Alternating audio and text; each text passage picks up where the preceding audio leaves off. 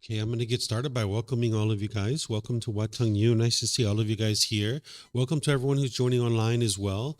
This is our Pali Canon and English study group where each Saturday I get together with students as part of our offerings here to help you guys to be able to understand the path to enlightenment through the original words of the Buddha. I'll explain more about what the Pali Canon English study group is later. We start each one of our classes with meditation because this is part of the training that the Buddha used in order to be able to move his mind to enlightenment. So if you'd like to join in the meditation, the way I start this is with some chanting, and we have the chants over there on a laminated sheet on the cabinet. You're welcome to help yourself to chant along if you like. It's important to keep in mind that if you chant along, this isn't a rite, ritual, ceremony, worship, or prayer, or anything like that. There's none of those kinds of things in the teachings of the Buddha. Today, we use chanting as a way to ease the mind into meditation and get more benefit out of the meditation itself. Where during the lifetime of the Buddha, he used it as a learning tool, as a learning device, where every 2 weeks, his students would recite his teachings in order to be able to commit them to memory.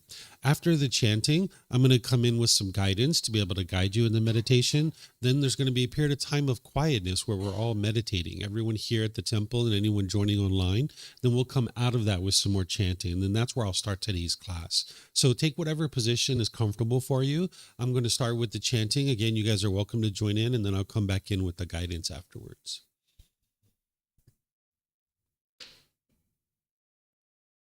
Arahang Sama Sambuddho Mahakewa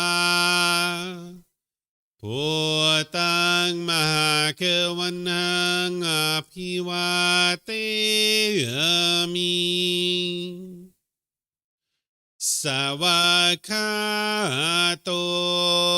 Mahakevata Tammo Dhammang Namasami Supatipano Mahakevato Savakasangho Sanghang Namami Namo Rasa Bhagavato Arahato Sama Sambuddhassa Namo Rasa Bhagavato Arahato Sama Sambuddhassa Namo Rasa Bhagavato Arahato Sama Sambuddhassa Iti piso Mahakewa Arahang Sama Sambuddho Vicacaranang Sammuno Sakato Rokawitu Anutero Purisa Dhamma Sati Satatawa Manusrang Bhutto Bhagavati.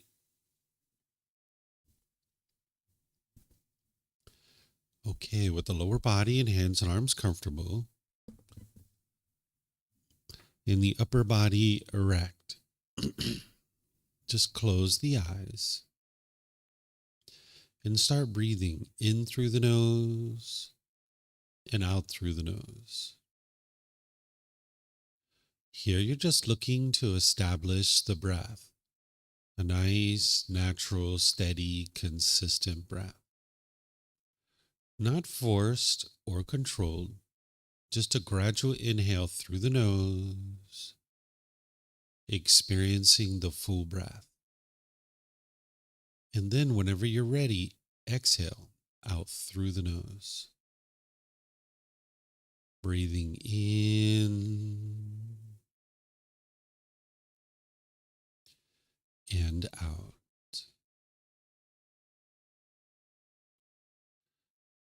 Breathing in and out.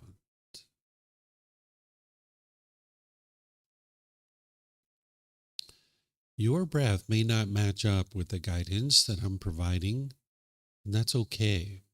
This is your practice. I'm just here for guidance. You can use this voice as a reminder that whenever you get to the next inhale, breathing gradually through the nose, developing a nice, natural, steady, consistent breath. And then whenever you're ready, exhale out through the nose, experiencing the full breath. Breathing in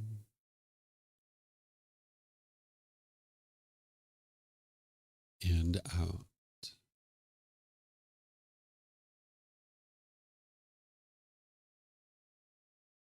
Breathing in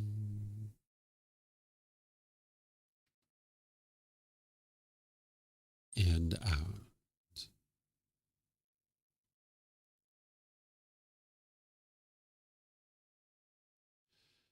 With the breath well established, start fixating the mind on the breath, either the sound of the breath coming into the nose or the sensation of air moving over the skin into the nose. The breath is the present moment. Fixate the mind on the breath, the present moment. Breathing in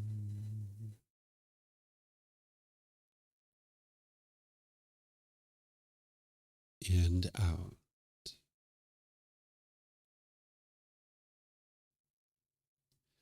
Breathing in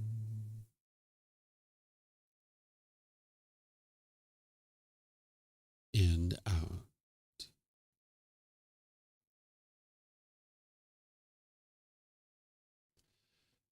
With the mind fixated on the breath, whenever you notice that it moves off the breath, cut that off, let it go, and come back to the breath, the present moment.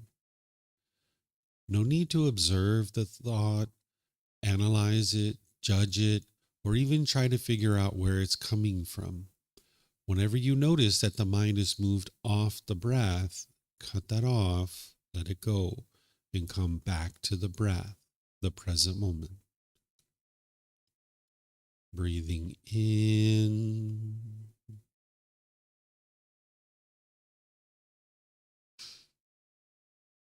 and out.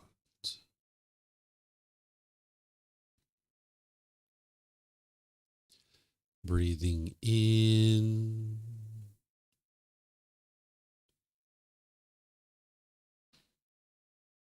and out.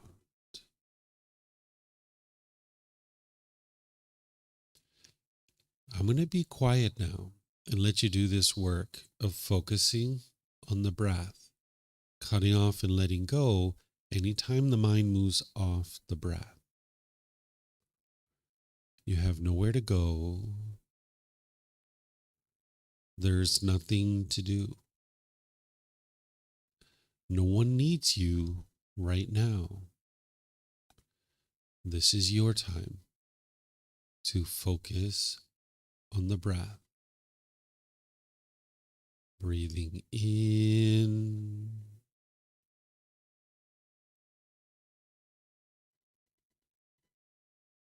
and out.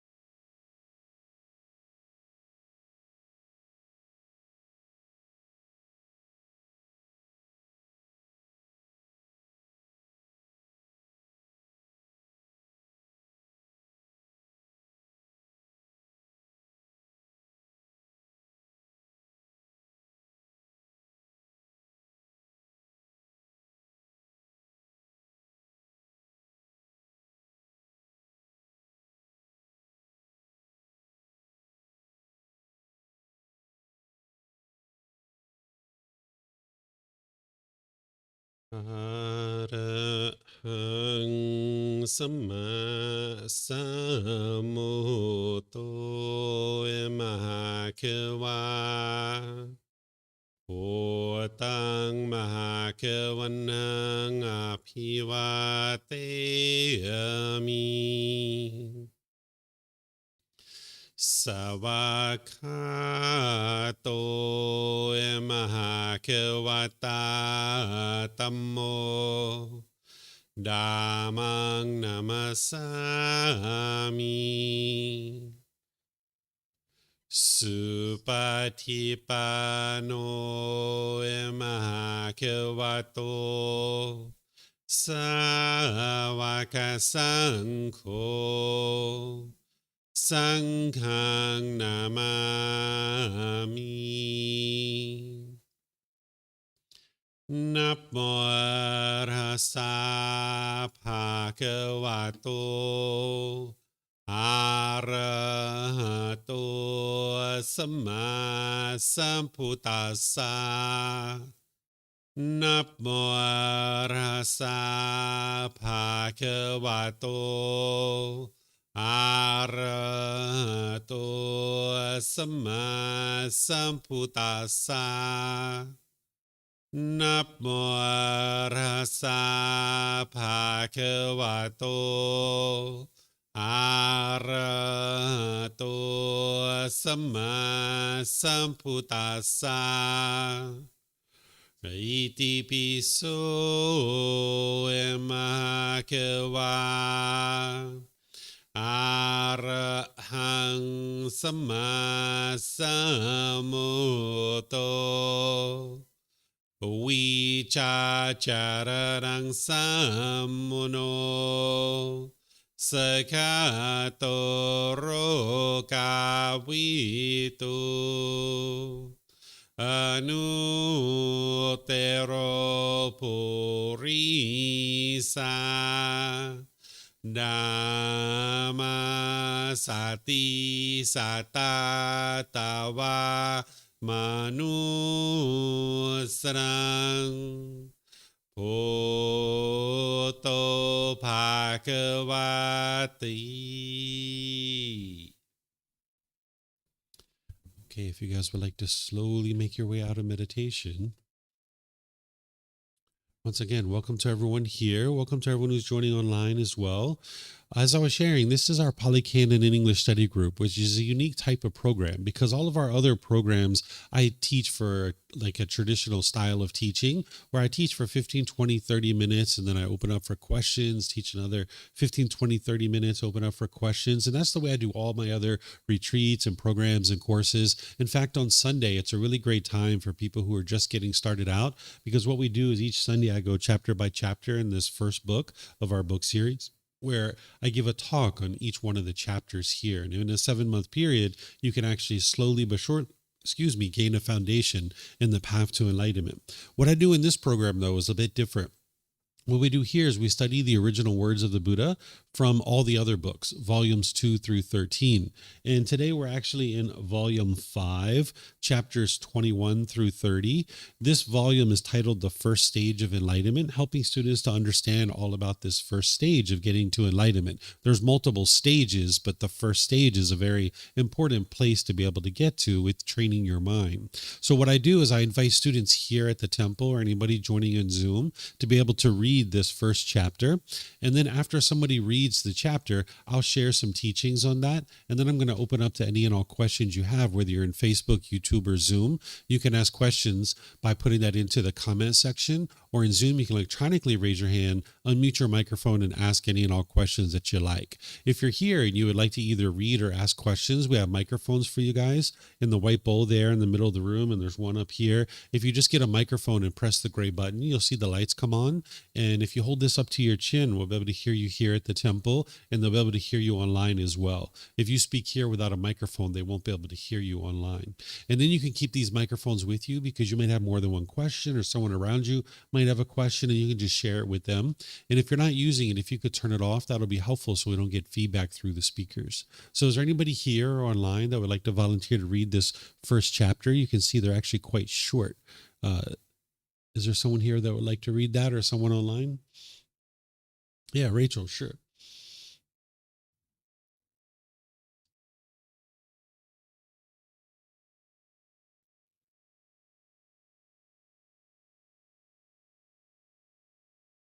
Six benefits in realizing the fruit of stream entry.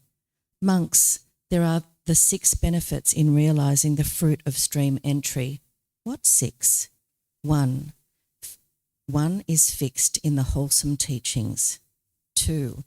One is incapable of decline. 3. One's discontentedness is limited. 4. One comes to possess wisdom not shared by others.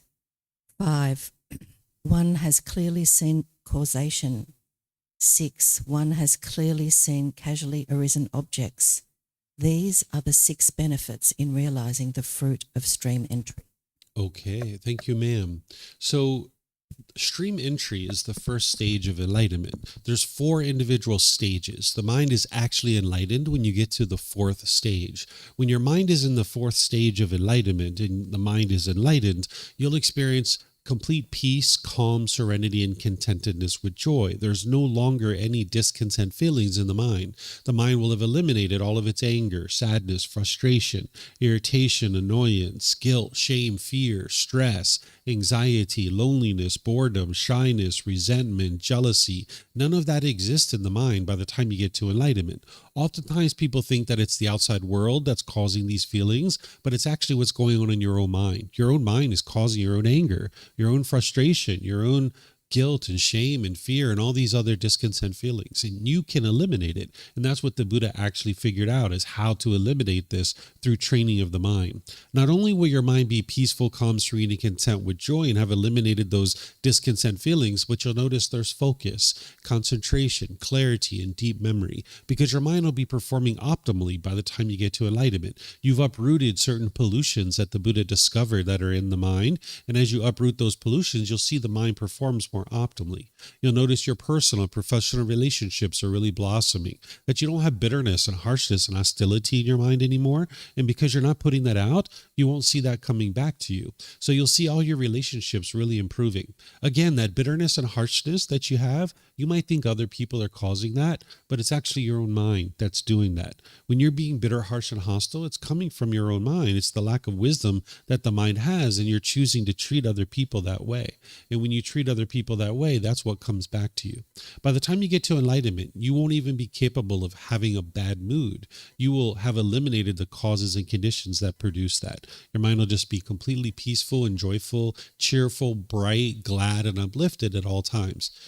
In your way to enlightenment, there's 4 stages that your mind goes through. There's the first stage of enlightenment, referred to as a stream enter, and the Buddha talked about it as a stream enter and referred to it this way because just like a log enters a stream and is going to eventually get to the ocean, the same thing is true about someone who gets into the first stage of enlightenment. You're going to eventually get to enlightenment. It's only a matter of time, either in this life or a close by future life. Not more than 7 lives, you actually get to enlightenment during that period of time. So getting to this first stage of enlightenment is very impactful because you've done a significant amount of work to be able to get there. And what this discourse is sharing is from the Buddha, is explaining the benefits of having gotten to the first stage of enlightenment. So we'll talk about each one of these things. And by the time you've gotten here, you've already gone through the 4 jhanas, which are 4 preliminary phases of the mind that you'll experience, where you have enhanced qualities of mind on your way to this first stage of enlightenment. So what the Buddha is saying here is by the time you get to the first stage of enlightenment, you will be fixed in the wholesome teachings. By the time you get to the first stage of enlightenment, you've seen significant progress to the condition of your mind and your life, and you will know that these teachings are indeed leading to a better life and a better condition of your mind. You won't be enlightened yet, but you'll know these are the teachings that are actually working for you. That's what it means to be fixed, that you don't have any doubt anymore about the teachings, that prior to getting to the first stage of enlightenment, you'll have doubt about the teachings. You'll have doubt about whether the Buddha even lived or not. not. You'll have doubt about the community that you're part of. You'll have doubt about your teacher. You'll have doubt about your own ability to get to enlightenment. But as you're making your way to enlightenment and you see it's actually working, you'll get to the point where you have confidence. You have confidence in the Buddha, the teachings, the community that you're part of, your teacher that has guided you to that, and your own ability to get to enlightenment. So that's what the Buddha means by you'll be fixed in the teachings, that you won't have doubt about them anymore. Again, you won't be enlightened by the time you get to the first stage, but you'll know that if you keep learning and practicing, that's where you're headed because you've already seen significant progress. By the time you get to the first stage of enlightenment, you will be incapable of decline.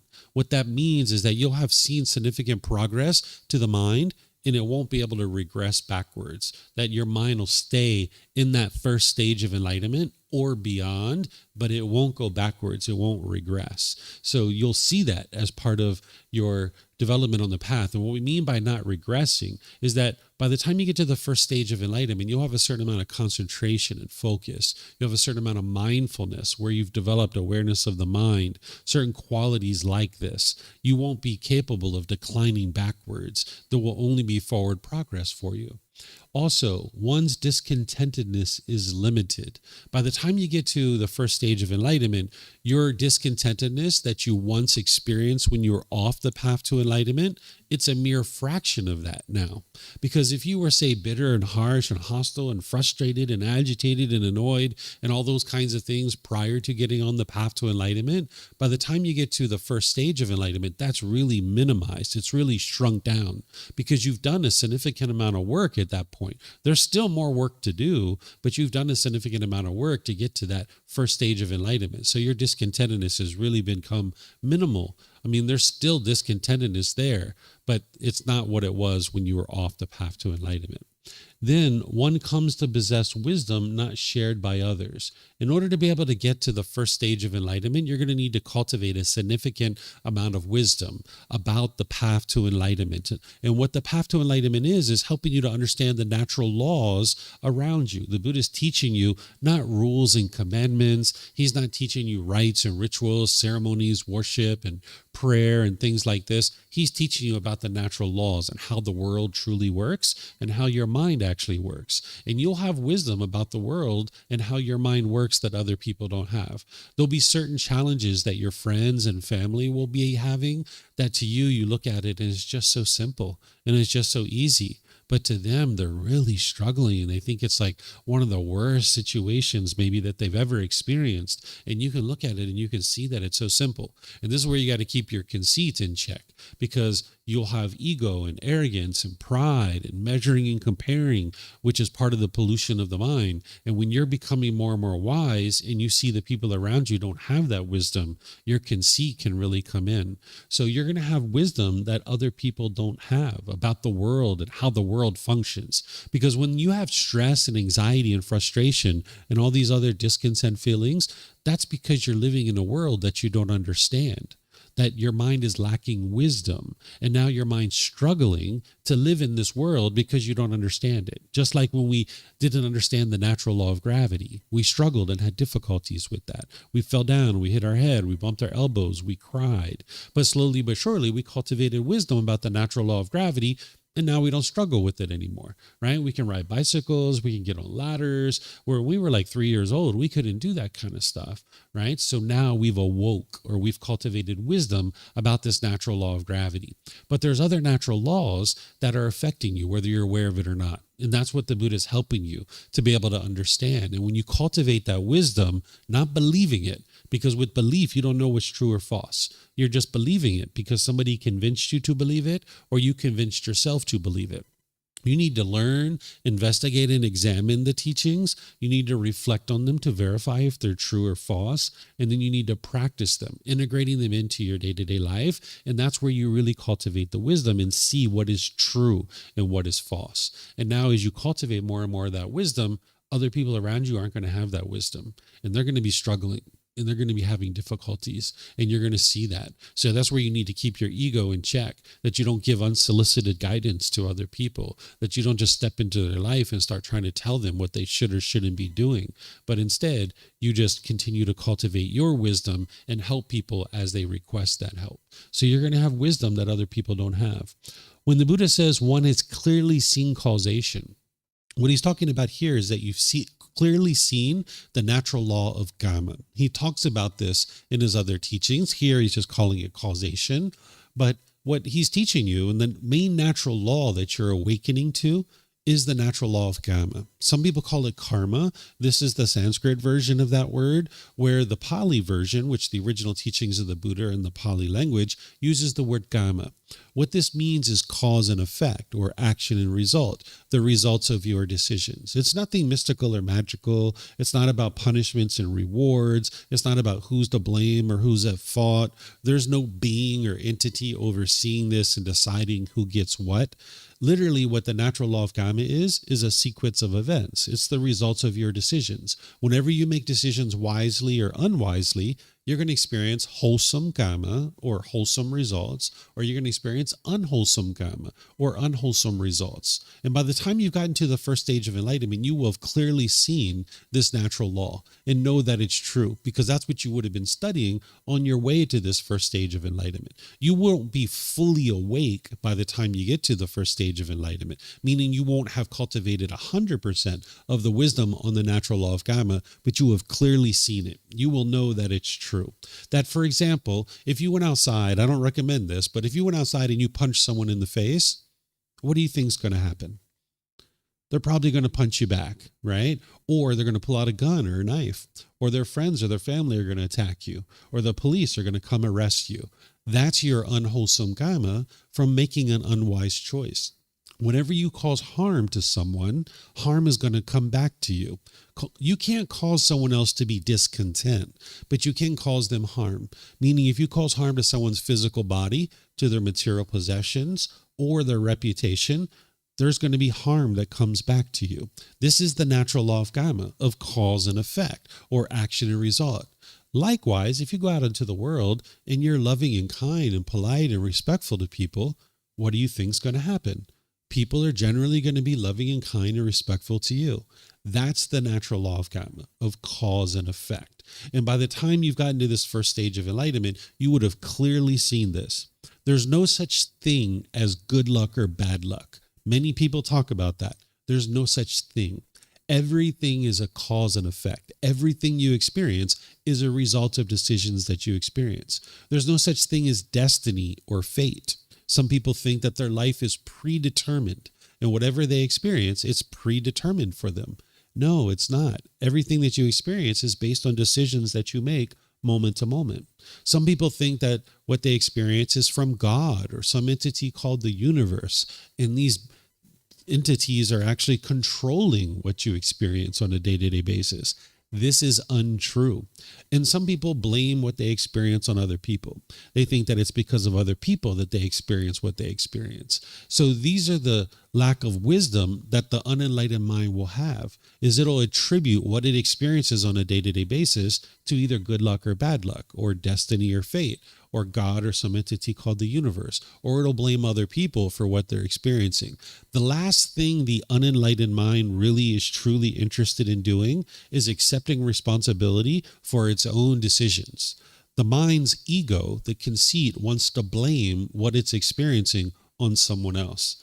It's always looking for someone else to blame, because it can't be me. I'm perfect. That's the way the ego thinks, right? But when you see true reality and you've clearly seen causation, this natural law of karma, you'll know that what you're experiencing is the results of decisions that you make. It's not about whether you deserve what you're experiencing or not. That's not what we're talking about.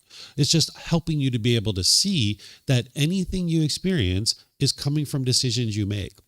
And this is very empowering, because if there's anything that you don't particularly care for that's going on in your life, and you would rather that thing not occur, all you need to do is cultivate wisdom, make different decisions, and you will experience different results. But if it's everybody else that's causing you to experience certain things, or if it's good luck or bad luck or destiny or fate or God or some entity called the universe, you're stuck. You can't fix anything. So, for example, if I'm walking down the beach and the wind is blowing in my face and I'm kicking up the sand and the sand is blowing in my face and I'm like, this is good luck or bad luck, or this is destiny or my fate, this is God or some entity called the universe, or this is other people that are causing this. Well, I don't do anything to change, and I'm just going to continue to walk down the beach, kicking up the sand, and the sand keeps blowing in my face. But if I understand everything I experience as a result of my decisions, well, when I'm walking down the beach and the sand is blowing in my face, I'm like, what decision am I making here that's causing this? Because I would rather not have sand blowing back in my face. Oh, I'm kicking up sand. Maybe I should stop doing that. And now I stop kicking up sand, and now I can walk down the beach with a nice fresh breeze blowing in my face instead of sand, right? So this is the power of understanding the natural law of Gotama, is that you can cultivate wisdom, make different decisions, and you'll experience different results. So if there are certain relationships that you're in right now that you don't like these relationships, you can make different decisions and you'll experience different results. If you're working at a job or occupation that you don't particularly care for and you would rather not do that, you can make different decisions and you'll experience different results. If you're living in a certain location that you would rather not live in that particular place, you can make different decisions and you'll experience different results. So that's why the Buddha always focuses you on cultivating wisdom, because everything's based in wisdom. If you lack wisdom, you won't be informed to make better decisions and now experience improved results. So he's not teaching you rites, rituals, ceremonies, worship, and prayer. He's not doing any of that. He's not giving you rules or commandments. He's helping you to cultivate wisdom to make better decisions so that then you can experience improved results in your day-to-day life. So by the time you've gotten to this first stage of enlightenment, you would have clearly seen the natural law of Gotama, and you will know that what you're experiencing on a day-to-day basis is coming from your own decisions. It's not good luck or bad luck. It's not destiny or fate. It's not God or some entity called the universe, and it's not other people. But you need to be able to see this for yourself, because like I teach you, don't believe people. Don't even believe me. You've got to be able to see it for yourself. That's why the Buddha says one has clearly seen causation.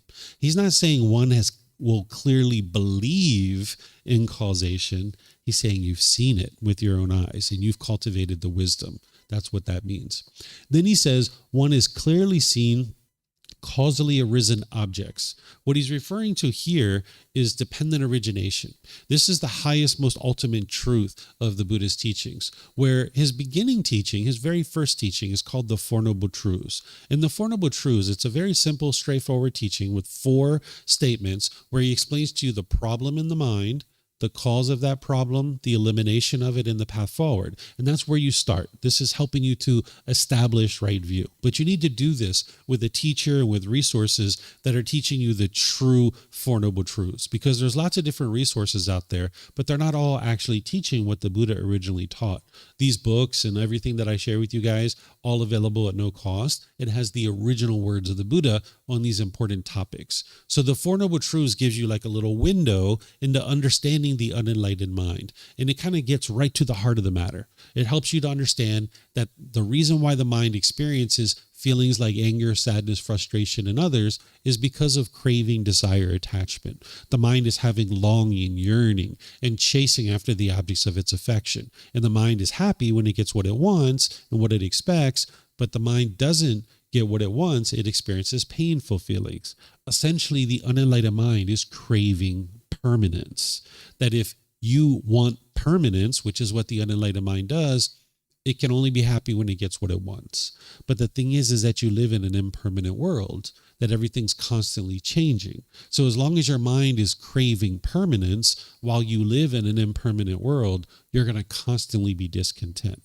So for example, if your grandma or grandpa dies and you're sad or grieving about that, it's not your love. It's because you're craving permanence. You want grandma or grandpa to be permanent, when in reality they are not permanent. Because they were born, they had to die. Every single one of us have to die. If you got a brand new car and you parked it at a store and went inside and you come out and there's a scratch on your car and you get angry and frustrated there, it's not the scratch that's causing that. It's not the person who scratched your car. It's the mind craving permanence. The mind wants this car to look permanently beautiful, when in reality, it's not possible. The paint's going to fade. The upholstery is going to get ripped and torn. The tires are going to need to be changed. It's only a matter of time before this car starts changing because it's impermanent. If you've been in a relationship with a boyfriend or girlfriend, and when you guys first got together, you might be very happy and excited about that. But then when you guys break up, you might be angry or sad or frustrated. It's not your love. It's the mind craving permanence, holding on, wanting this person to be permanent in your life.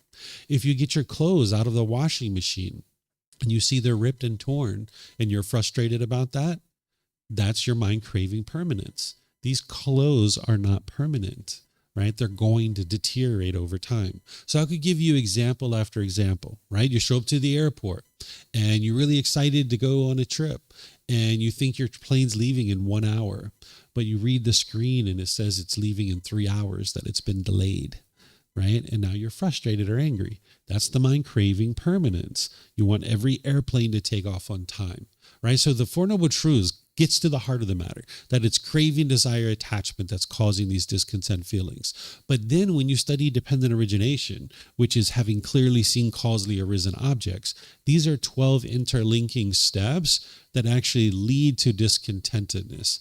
It is craving, desire, attachment that is the root cause of all discontentedness. But there's actual steps prior to that that are actually leading to this discontentedness. So the Buddha teaches you about ignorance, or the unknowing of true reality, the lack of wisdom, and how that leads to unwise decisions or volitional formations that are unwise. That leads to the forming of a consciousness or a mind. That mind then needs to find a physical body. Once it finds a physical body, there's these 6 sense bases that are created: the eyes, ears, nose, tongue, the body, and the mind itself. That's where you take in contact, and now you experience contact through these 6 sense bases. And then there's a certain feeling that is experienced, either pleasant, painful, or neither painful nor pleasant. And then there's craving, the mind longing, yearning. Then there's clinging, where the mind is holding on. Then there's existence, where the being is in existence within the womb. Then there's birth, where you actually come out into the world. And if there's birth, there's going to then be aging, death, sorrow, grief, pain, displeasure, and despair, right? This is how this whole mass of discontentedness comes to be. This is what dependent origination is. It's showing you the work.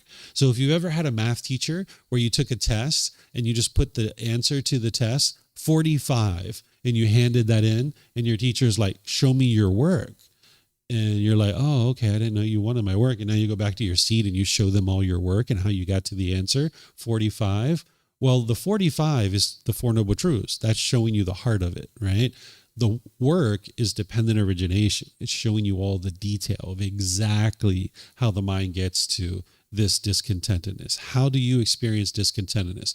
It's through dependent origination that you see all that detail. And then what dependent origination helps you to do is to understand, what is your ultimate goal here? Your ultimate goal is to cultivate wisdom. Because if you can eliminate that top line of ignorance, or the unknowing of true reality, then you will eliminate all the other additional steps that are part of dependent origination. That you will dismantle this. That's what you're doing on the path to enlightenment, is you're dismantling dependent origination so that you can dismantle and eliminate all your discontent feelings. And in order to do that, you need to first understand dependent origination. Because when you're in the first stage of enlightenment, you're still experiencing discontentedness, but you've at least understood dependent origination. You know your ultimate goal is to cultivate wisdom. And now you just need to keep doing that until you ultimately clean up the entire mind, eliminating what's called the 10 fetters. And that's what's going to produce the enlightened mental state. So any questions here on this? This is essentially helping you understand the 6 benefits of realizing the fruit of stream entry. This is the words of the Buddha. This is what he taught. And one thing that I would like to share, which really kind of encapsulates all of this that the Buddha is talking about, is that by the time you get to the first stage of enlightenment, you've essentially collected up everything you need in order to be able to make your way to enlightenment. You still need guidance from a teacher at that point, but you've collected up everything. It's kind of like being at base camp at Mount Everest, right? Like you didn't just stumble your way into base camp at Mount Everest. You made a lot of conscious decisions to be able to get you there. And you haven't gotten to the summit yet, but you're prepared. You've got your equipment, you've got the training, you've got a tour guide there with you, you've got everything you need to be able to make your way to the summit. It's just kind of waiting until it's time to get to the summit, right? So it's the same thing with the first stage of enlightenment. Getting to the first stage of enlightenment, this year, you've accumulated all the things that you need in order to be able to make your way to enlightenment. You still need to do more work. You still need guidance and these kinds of things, but you're primed and ready to be able to make your way to enlightenment now when you get to that first stage of enlightenment. So this is a key moment, a key time in your development on the path to enlightenment is getting to this first stage, because now you can readily make your way to enlightenment itself. So any questions here online you guys would like to ask about this chapter? Okay, let me see if we have anything coming in here. I don't see any questions here online. Okay, so let's go to the next chapter. By the way, what you guys have in these books is you have the words of the Buddha. You have a reference here that takes you back to the original source teachings, showing you where I got this from the original Pali Canon, because the Pali Canon is 45 books that are this big. So this shows you exactly where this came from, so you can build confidence that what this is actually from the original words of the Buddha. Then you've got words from me that are helping you to be able to integrate this into your day-to-day life. So the things that I was just teaching you, it has that in detailed form here in much more detail than what I was actually just talking about.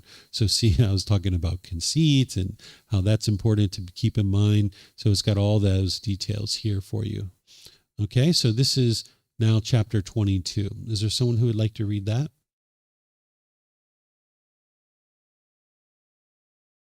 Mm-hmm.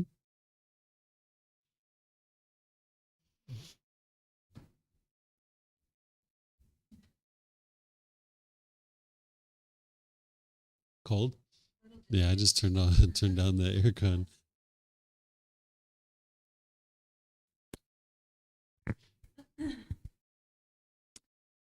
A stream enterer is worth more than being a wheel-turning monarch. Monks, although a wheel-turning monarch, having exercised supreme sovereign rulership over the 4 continents, with the breakup of the body after death, is reborn in a good destination, in a heavenly world, in the company of the heavenly beings of the heavenly realm.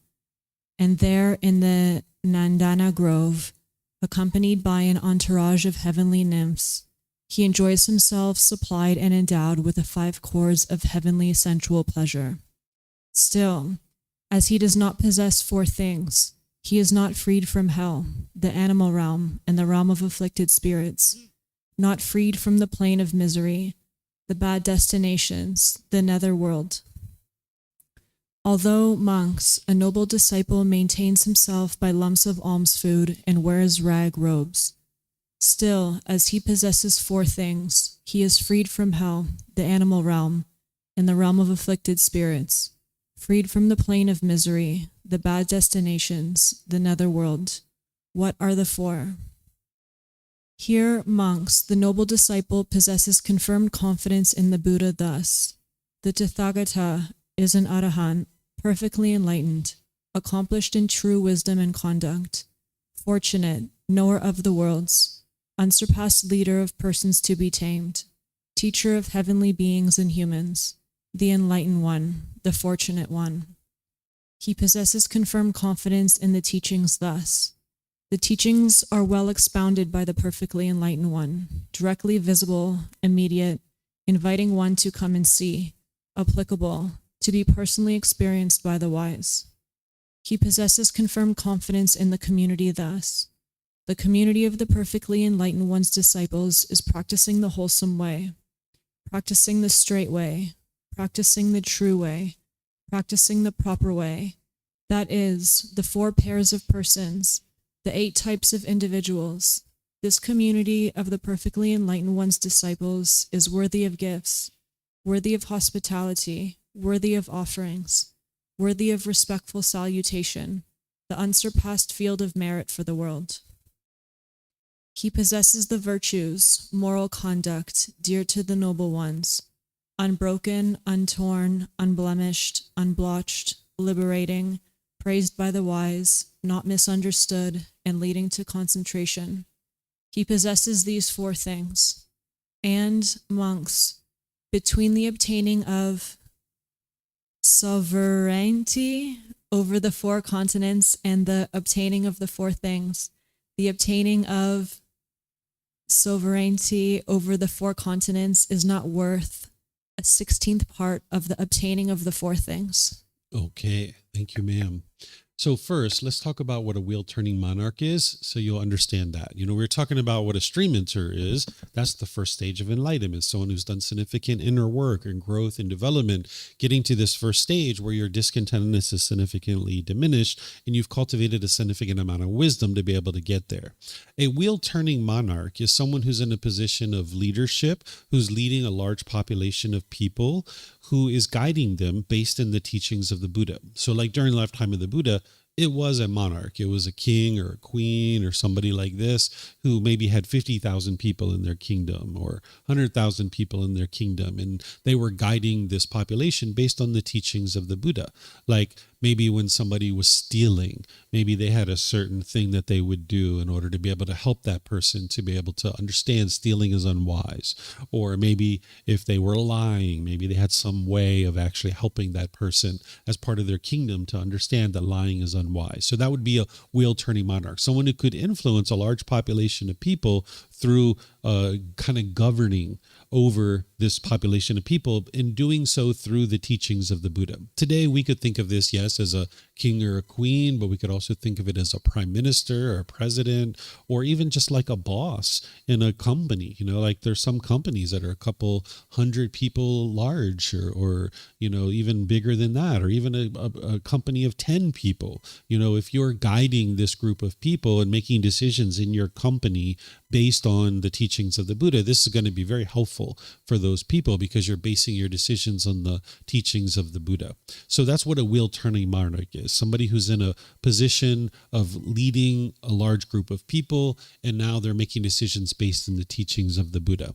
So the Buddha is saying, hey, this person who's gotten to the first stage of enlightenment, and this person who's leading a large group of people based in the teachings, it's actually the person who's gotten to the first stage of enlightenment who's actually more beneficial to the world. Because this wheel-turning monarch is not necessarily in the first stage of enlightenment. They're just kind of understanding some of the teachings. So this wheel-turning monarch, sure, they're leading a large group of people and they know a certain amount of the teachings, but they don't necessarily have the same qualities as somebody in the first stage of enlightenment. There's multiple qualities that someone in the first stage of enlightenment is going to have, and these are some of those.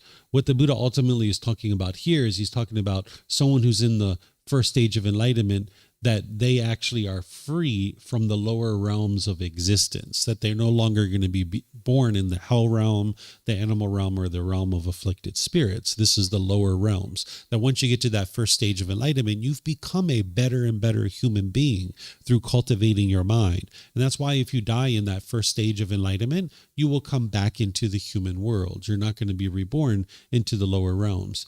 And four of the qualities that someone has in the first stage of enlightenment, among other qualities, these aren't the only four, but these are four major ones, that they will have confirmed confidence in the Buddha, because they will have spent time with that person, right? During the lifetime of the Buddha, they would have spent time with him, and they would have been able to see that, his mind is definitely enlightened, right? And now, if somebody was in life now, and let's just say they were studying the teachings of the Buddha, they could see that his teachings are leading to improve development of their mind, and they would know, yes, he was definitely enlightened, because 2,500 years ago, he shared a certain collection of teachings. I'm learning those teachings now, and it's leading to improvement in my life. And that's one of the criteria of what makes a Buddha, is that they will preserve their teachings in such a way that countless more people will get to enlightenment after their death. So eventually you will have seen enough progress to your mind and to your life that you'll have confirmed confidence in the Buddha,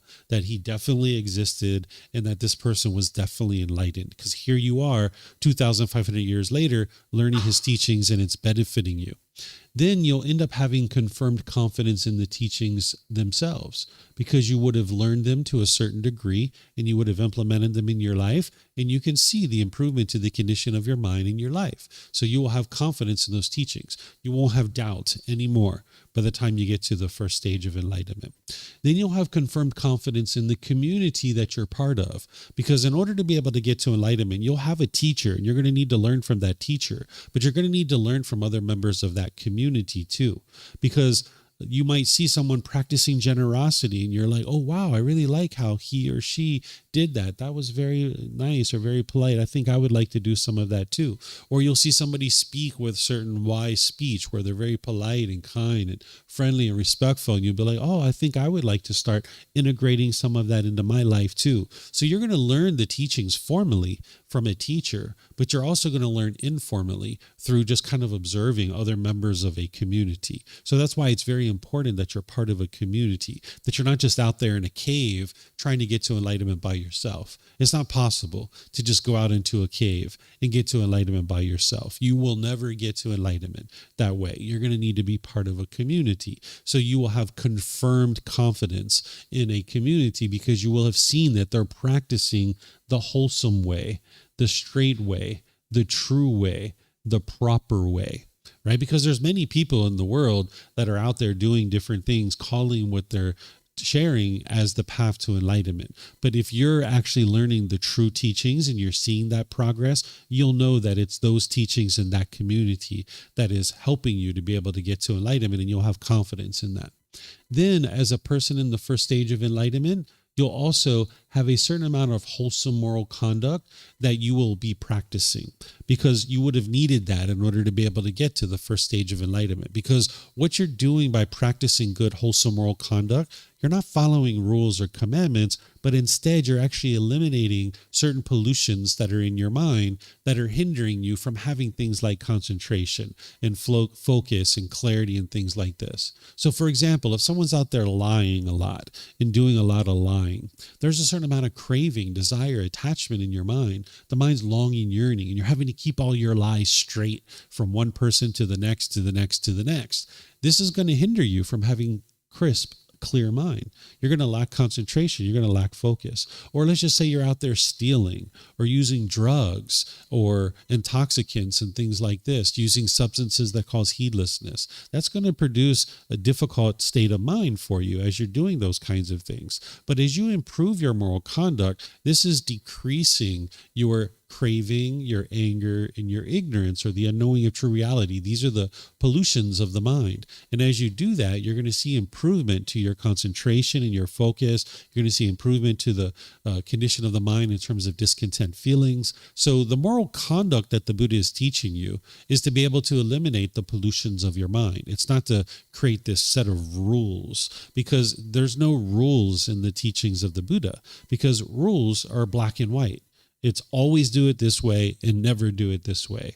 That's a black and white world. That's a permanent world. That's not what the Buddha is teaching you. He's teaching you this gray area. He's teaching you how to move to this higher consciousness, to take in the variables of any given situation and then make wise decisions. But when you have pollutions of your mind, you'll find it very difficult to do that. So the Buddha does teach moral conduct, and he helps you to understand wise moral conduct, but it's never taught in a black and white fashion. So if you've ever heard that the Buddha taught no killing, no stealing, no sexual misconduct, no lying, and no intoxicants, that's not from the Buddha. The Buddha never taught that. He doesn't speak that way. Those aren't his words. That sounds like black and white. He doesn't teach that way.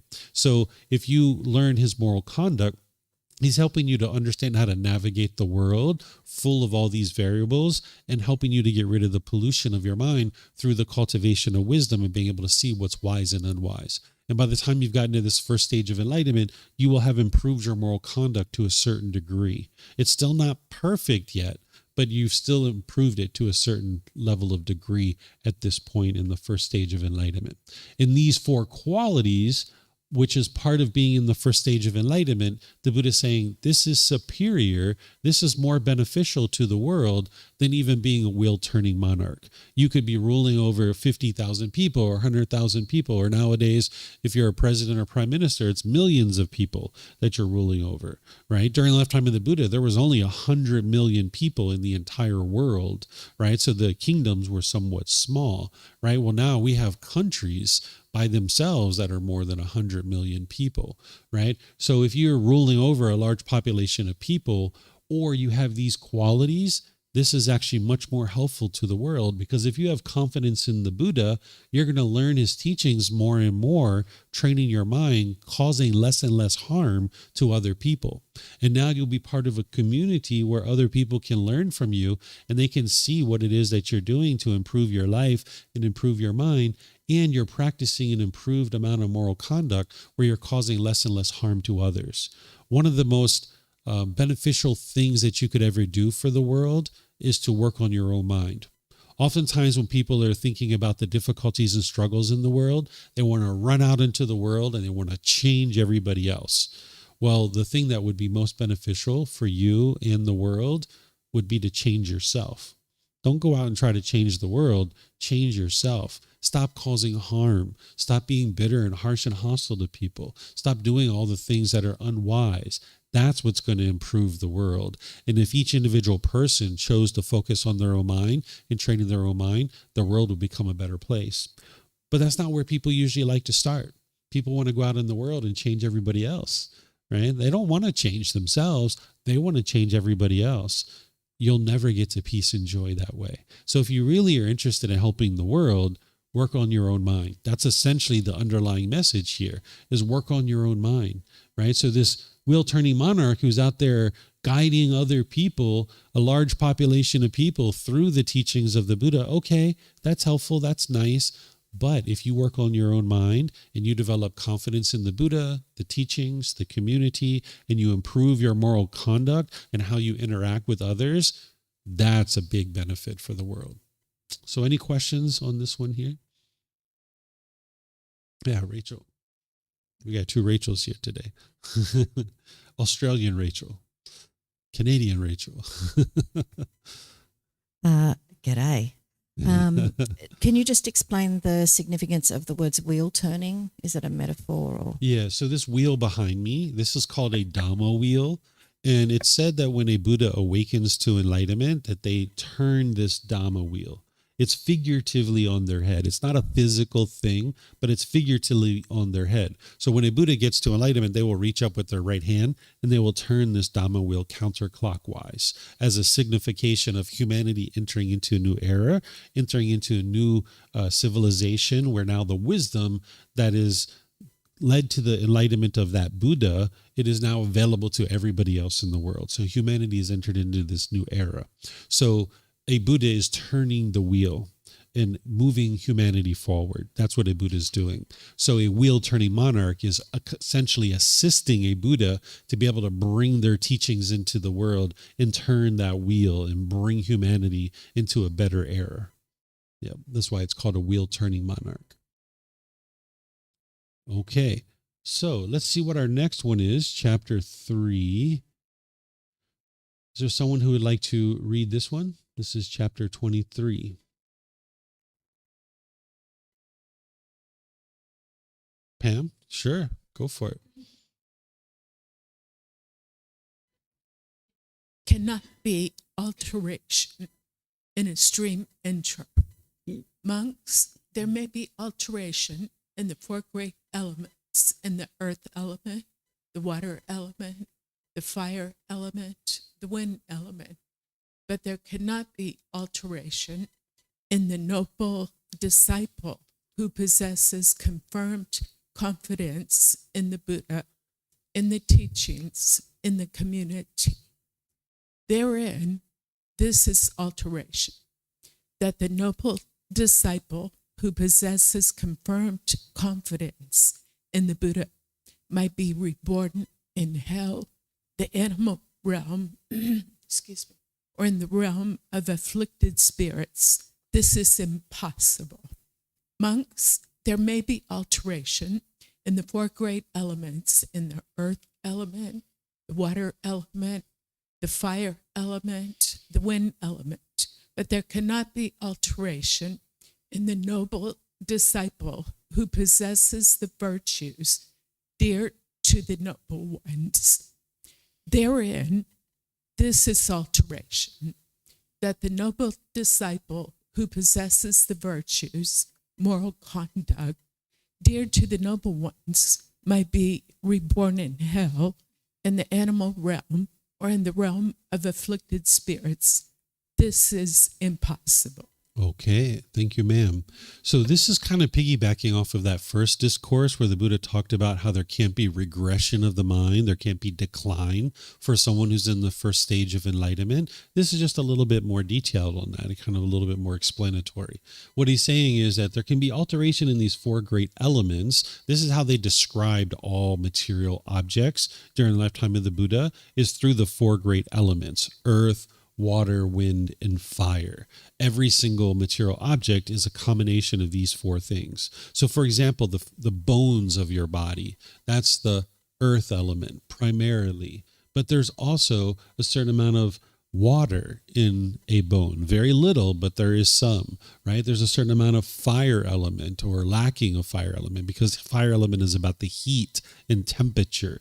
And then the wind element is a certain movement, right? That's what the wind element is all about. So each of these four elements, everything's comprised of these four elements, and they describe it that way during the lifetime of the Buddha, where today we use things like cells and molecules and atoms, and we have much more scientific ways of referring to things. But this was the system that they had during that lifetime. So what the Buddha is saying when he says there can be alteration in the four great elements, what he's saying is all these material objects in the world, they can change. They will be altered because they are all impermanent. None of these things around us is permanent. All these material objects are constantly changing. That's what he's saying by saying that there may be alteration in the four great elements, but there cannot be alteration in the noble disciple who possesses confirmed confidence in the Buddha, the teachings, and the community. This is someone who's gotten to the first stage of enlightenment, right? This isn't the only thing that you need in order to get to the first stage of enlightenment, but these are qualities that someone in the first stage of enlightenment will have. So he's saying there can't be alteration to this, because once you have that confirmed confidence, your mind's not going to waver. That's the thing about when you have belief, you don't know what's true or false. I don't know if you guys grew up with the belief in Santa Claus. Probably some of you guys didn't grow up with that, but a lot of us in the West, we grew up with the idea of Santa Claus, and we have this belief in Santa Claus, and we believe this for a period of time. But then at some point, we find out that Santa Claus is not real. And I don't know about everybody else, but I was really shaken up when that happened. And I was actually angry and frustrated that my parents had lied to me all this time and taught me about these things, and I found out it wasn't true. So you can be really shaken up, and your mind can waver back and forth, right? Well, when you have wisdom and you know the truth, your mind won't waver. That's what the Buddha is talking about here, is your mind's not going to waver. Once you have confidence in him and his teachings and the community, your mind won't waver back and forth with that. It won't be altered. And the same thing is true about this moral conduct, that once you have a certain amount of moral conduct, who possesses virtues dear to the noble ones, your mind won't waver off of that. When you know with 100% certainty that stealing is unwise, you will never, ever, ever, ever, ever steal ever in your life. When you know that lying is unwise, you will never, ever, ever, ever, ever, ever lie about anything. You will have complete confidence that that is true, that it is unwise to lie about anything whatsoever. Your mind will be incapable of lying, and your mind won't be altered from that, because you will have seen the truth, and you will know that you're never, ever, ever going to lie, because you see that it produces so much benefits for you, right? So this is what the Buddha is saying, is once you cultivate a certain amount of wisdom that leads you to the confidence in the Buddha, the teachings, the community, and you've improved your moral conduct to a certain degree, nobody will ever shake you off of that, because your wisdom will be too deep, too profound. Your mind's not going to waver back and forth. That is what your mind will be set with. You won't be stubborn. You won't be arguing. You won't be trying to convince other people that that's what you have necessarily. But if somebody said to you, hey, that guy, the Buddha, like, he didn't really exist, right? You'd be able to be like, no, he existed. His teachings really work. Like you'll know that with 100% certainty because you will have seen it within your own mind. So you will have this unwavering, this unalteration of the mind. And whatever concentration or focus that you're experiencing up to that point, that won't alter or change either. It will only get better from that point forward. It won't have regression. So any questions on this chapter here? Yes, sir. There's a couple of mics around. You're welcome to help yourself.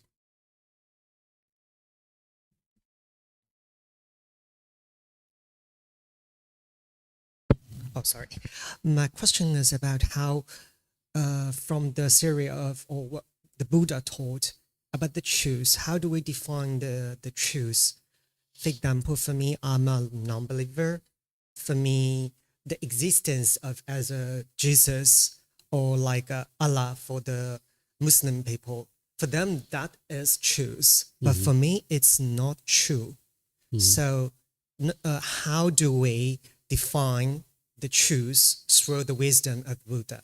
Sure. The way you define truth is it's something that's independently verifiable, right? So if you're believing in something, you don't know whether it's true or false because either someone convinced you to believe it or you convince yourself to believe it. But when you get to truth and you've cultivated wisdom, then you will know the truth because it's independently verifiable. For example, the very first teaching of the Buddha is called the universal truth of impermanence, where the Buddha explains to you that the world around you is constantly changing, that there's something called conditioned objects, that those objects arise, they change, and then they fade away, right? And then there's something called unconditioned objects that do not arise, do not change, and do not fade away.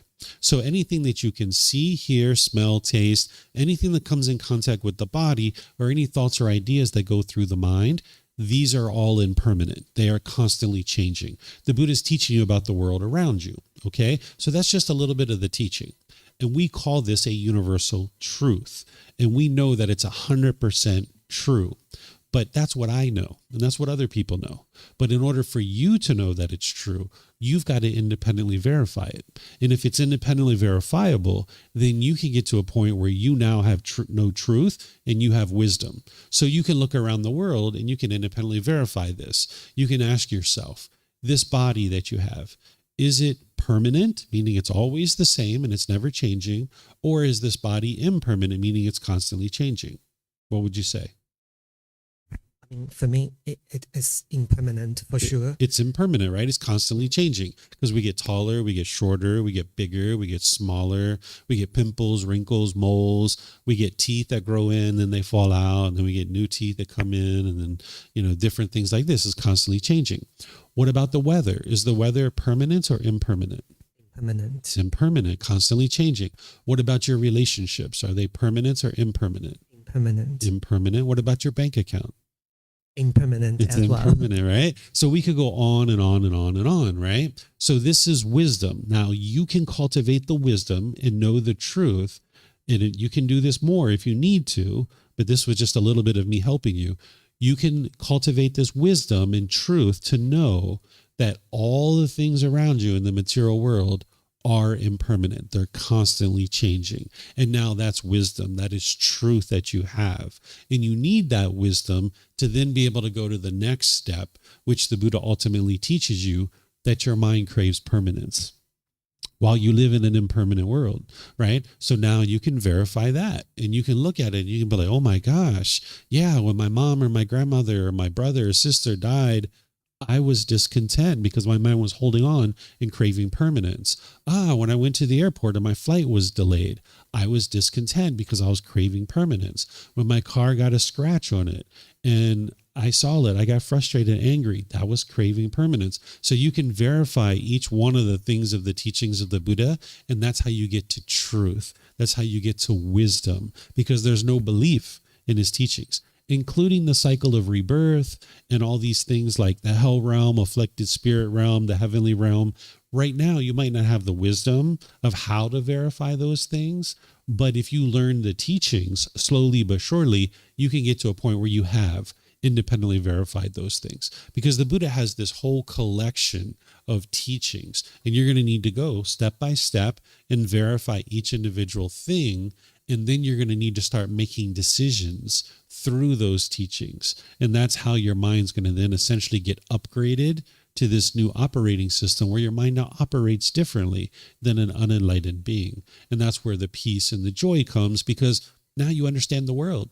You've cultivated wisdom and you know the truth about the world. Because when you're in the unenlightened state, the mind is asleep or it's lacking wisdom. And that's why it struggles with stress and anxiety and frustration and all those other feelings. But when you awaken to truth and wisdom and you understand how this world functions, you won't struggle anymore. It'll be so easy for you to navigate the world because you're now functioning through those teachings. So this is like a process over multiple years of gradually training your mind through the cultivation of wisdom to get to this point where you're making wiser and wiser decisions and you experience more and more improvement to the condition of your mind in your life.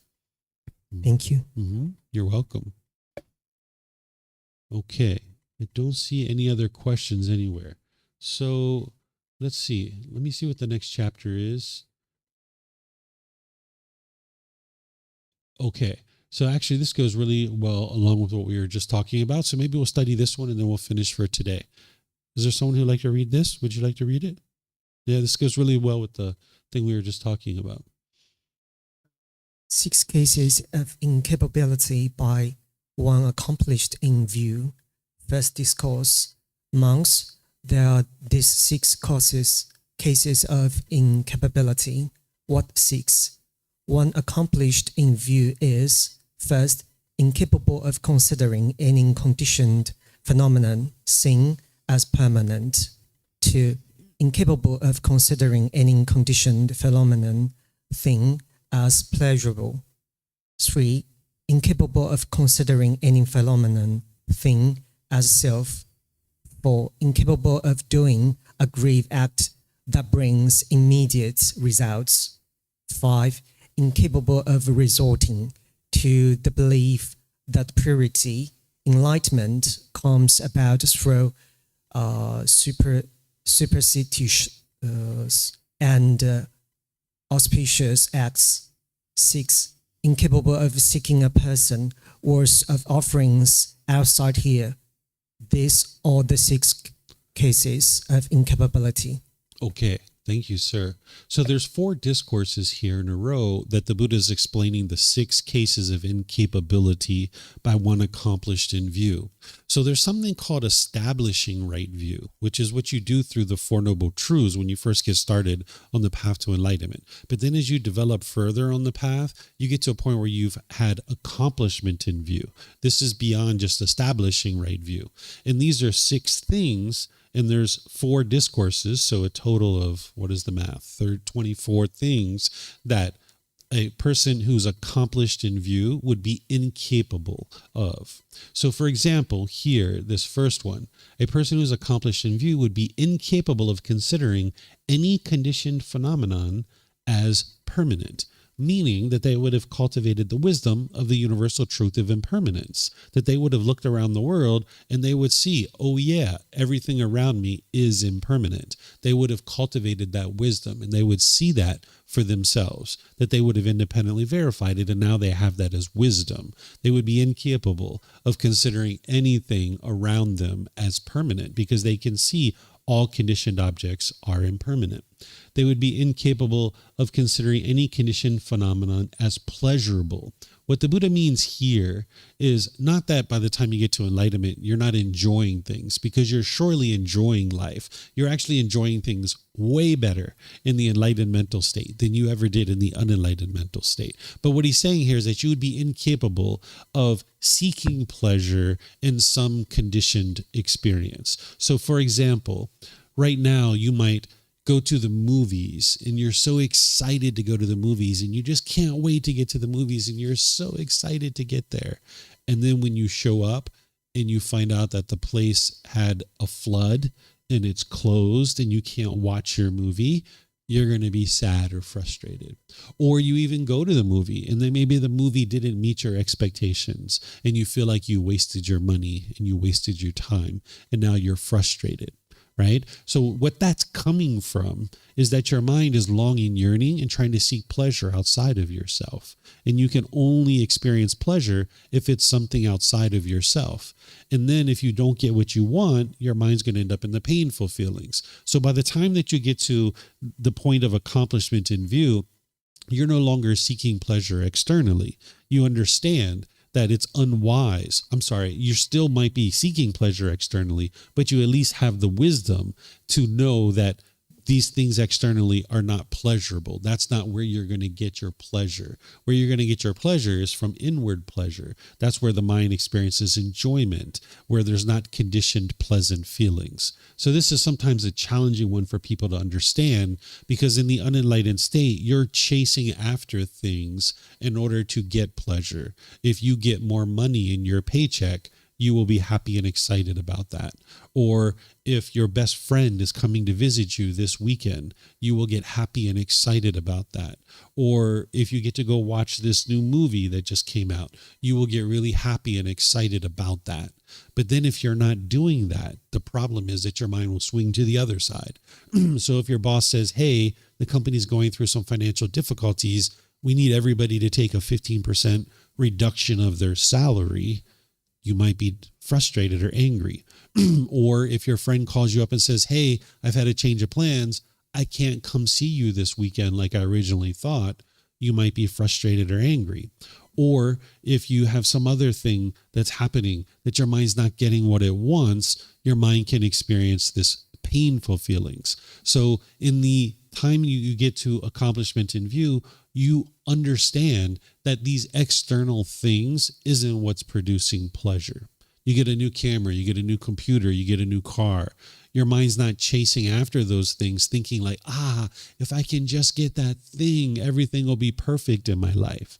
By the time you get to accomplishment in view, you already understand it's not these external things that's going to bring you pleasure, because that is just temporary. And if your mind is chasing after those temporary pleasures, it's only a matter of time before it swings to the other side and you get the painful feelings. So if you get really happy and excited about that brand new computer, well, when it gets lost, it gets stolen, or it breaks, you're going to be frustrated or angry. If you get really happy and excited about that brand new camera that you bought, well, when you get lost, when it gets stolen, when it breaks, you're going to be angry and frustrated. So by the time you get to the first stage of enlightenment, you're incapable of considering any particular material possession as pleasurable, meaning that's not what's going to bring you pleasure. But by the time you get to this point, you still will have enjoyment. You'll be able to enjoy life by the time you get to enlightenment, way more than in the unenlightened state. But that enjoyment is coming from internally. It's not coming from external things. You could be happy if you were sitting in traffic. You could be happy if you're chewing bubble gum. You could be happy if you're going to a trampoline park and bouncing around. You could be happy if you're on vacation. You can be happy if you're sitting at home. You can be happy anywhere by the time you get to enlightenment.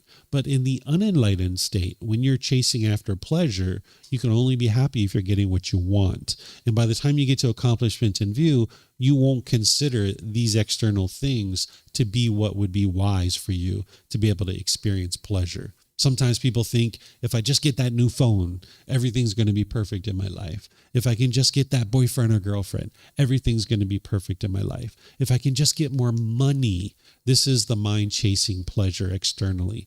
And by the time you've gotten to accomplishment in view, your mind understands that's not where your pleasure is going to come from. That's what the Buddha is talking about. But you'll still have plenty of enjoyment that you'll be able to have.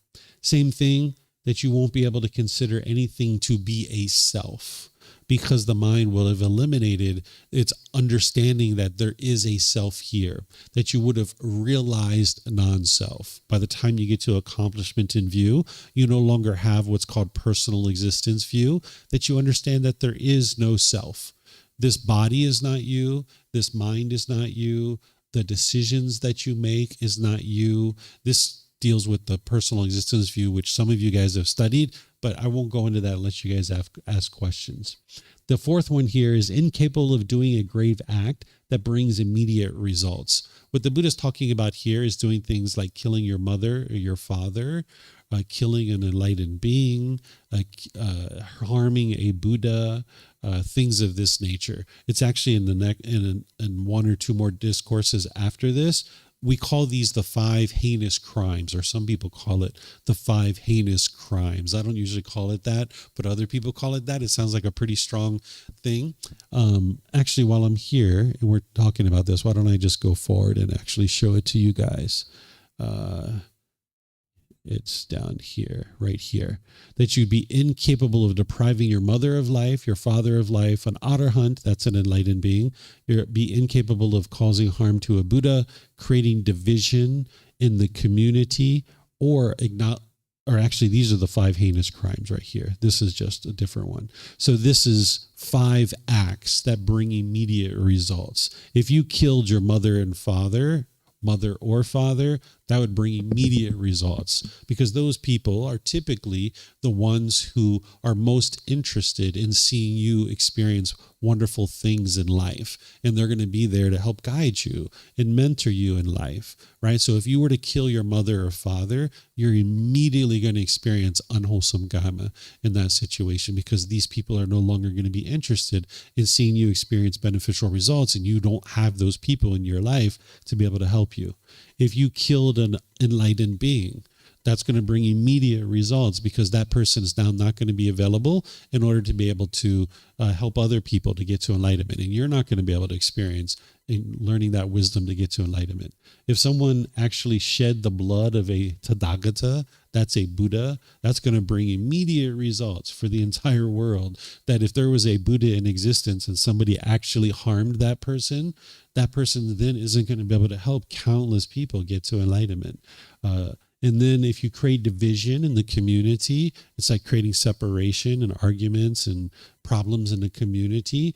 This is going to break apart the community and make it difficult for other people to be able to learn and practice to be able to get to enlightenment. So this would be acts that would bring immediate results and cause difficulties for people. So some people call those the 5 heinous crimes. And that's what the Buddha is talking about up here, that you would be incapable of doing any of those grave acts. Also, by the time you get to this accomplishment in view, you would be incapable of resorting to the belief that enlightenment comes from superstitious or auspicious things, rituals, ceremonies, just belief, mysterious things. That's what some people think. But by the time you've gotten to the first stage of enlightenment, you know that's not true, because you understand cause and effect. You understand the natural law of karma, that if you're going to get to enlightenment, you've already awakened to dependent origination. And you understand what the number one problem is, which is ignorance. That's the number one problem. And there's no amount of superstitious or auspicious things or rituals or ceremonies that are going to help you cultivate wisdom. So there's no amount of water that I can sprinkle on you. There's no amount of strings that I can tie on your wrist that are going to improve your relationships. There's no amount of water or strings that I can sprinkle on you that are going to improve your career and help you in your career. If you're going to experience beneficial results in life, you need to cultivate wisdom. So there's no amount of superstitious or auspicious acts that are going to help you in day-to-day life. But unfortunately, there's a lot of people out there that think that way, but they don't have accomplishments in view. And therefore, they're not actually applying effort and energy towards learning and growing and developing to actually experience real results and true results. But when somebody understands and has accomplishment in view, and it's not auspicious and superstitious things that are leading to that, now they're going to start doing the things that are wise, which is cultivate wisdom. They're going to start doing this inner work, this inner growth, this inner development, and they will experience real results on the path to enlightenment. So by the time you get to accomplishment in view, you will be incapable of thinking that these superstitious or auspicious acts are actually helping you, because you would have actually seen what it took for you to get to that first stage of enlightenment is the development of wisdom. And that's what's actually leading to your improvement, not rituals or ceremonies, auspicious or superstitious acts.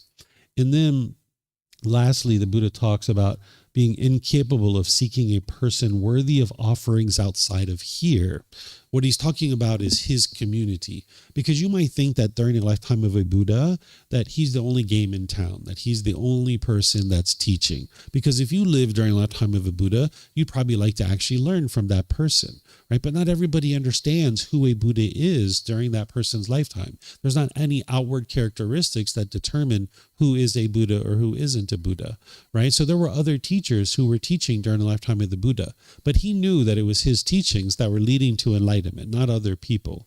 So by the time you've gotten to accomplishment in view and you're in this first stage of enlightenment, you will know that it's that collection of teachings that is leading to the improvement to the condition of your mind in your life, and you would be incapable of supporting another community that is doing things like rituals and ceremonies and sharing things that aren't the actual teachings of the Buddha, because you know that that's actually harmful to people. So you would only be able to make offerings, meaning during the lifetime of the Buddha, that was food, clothing, shelter, and medical care to people who were part of his community, because you would see that these are the teachings that are leading to your enlightenment. During the lifetime of the Buddha, they had people hanging themselves upside down from trees, laying on beds of nails, piercing their body with metal implements, starving themselves, eating 1 grain of rice per day is what the Buddha did. You would be incapable of being able to support that kind of stuff, because you would know that's not leading to enlightenment. It's these teachings that the Buddha is sharing. So that's why the Buddha is saying that by the time someone does get to accomplishment in view, they'd be incapable of supporting someone else. He's not telling you what you should or shouldn't be doing. He's just saying this person would be able to see the truth and they would be incapable of doing that. Whether you choose to support somebody else or not, that's a choice for you to make. But by the time someone has gotten to accomplishment in view, they would know, like, oh my gosh, those people hanging themselves upside down from trees, laying on beds of nails, that's really harmful. That's not going to get to enlightenment, because you'll know what it takes. You won't be enlightened yet, but you'll know what it takes, which is the cultivation of wisdom. And when those people are hanging themselves upside down from trees, you know that that's not what leads to enlightenment. So you'd be incapable of supporting that kind of thing. So any questions on this discourse? This is chapter 24. Okay. I don't see any questions anywhere. So I'm just going to end class here by thanking all of you guys for joining. Thank you for your interest to learn and understand the teachings of the Buddha. Tomorrow, I'm going to be teaching in the group learning program, which we're going to be in chapter 19 of that first book. Chapter 19 is all about the life story of the Buddha. We're going to talk about what motivated him to get to enlightenment. We're going to talk about sickness, aging, and death, because these are like 3 really difficult times for people in their life. So that's what I'm going to be teaching tomorrow at 9 a.m. and 9 p.m. And then tomorrow at 6:30, we have a meditation here in the classroom. It syncs up with the Sunday night walking market. So you're welcome to come to that if you like as well. And then all next week, I'm going to be teaching Experiencing the Jhanas in the 4 Stages of Enlightenment. This is a course that I teach twice a year that's going to help you to be able to understand the jhanas, which are preliminary phases that the mind experiences on its way to the first stage of enlightenment. And then I'm going to be teaching about the stages of enlightenment as well. So that's a course Monday through Friday next week from 9 to 3. And it's here or it's live streamed. You guys can learn in these courses if you like. They're all available at no cost. Okay, so whatever you guys choose to do today, have a very lovely and wonderful rest of your day. We'll see you next time. Sawadee krap. Sawadee krap.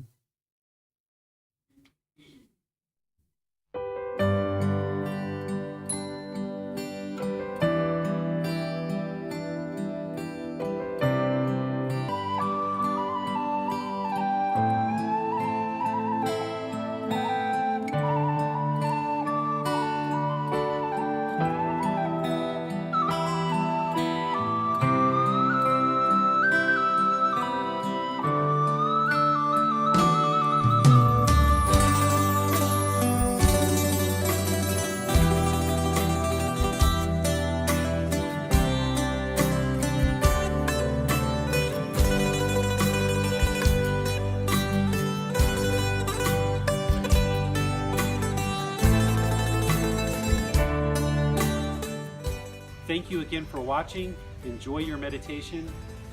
Look forward to seeing you online and answering any questions that you might have.